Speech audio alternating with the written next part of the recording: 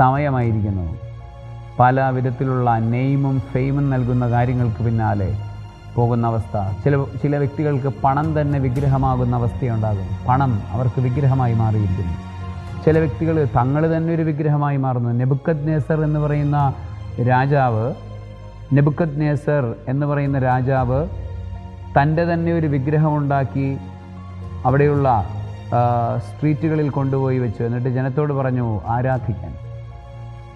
ബൈബിളിൽ പറഞ്ഞിട്ടുള്ള അതൊരു വിഗ്രഹാരാധനയ്ക്ക് മറ്റുള്ളവരെ പ്രേരിപ്പിക്കുന്ന ഒരു രീതിയാണ്. അതുപോലെ തങ്ങളെ തന്നെ ഒരു വലിയ വിഗ്രഹ സമാനമാക്കി മാറ്റി തങ്ങളുടെ നെയിമും ഫെയിമും വളർത്താൻ ആഗ്രഹിച്ച് തങ്ങളെ തന്നെ ഒരു വലിയ സംഭവമാക്കി ചിത്രീകരിക്കുന്ന രീതി അത് വിഗ്രഹാരാധനയുടെ ഭാഗമാണ്.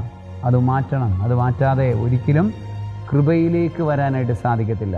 അത് പരിശുദ്ധാത്മാവ് ഇല്ലാത്തതിൻ്റെ അടയാളമാണ്.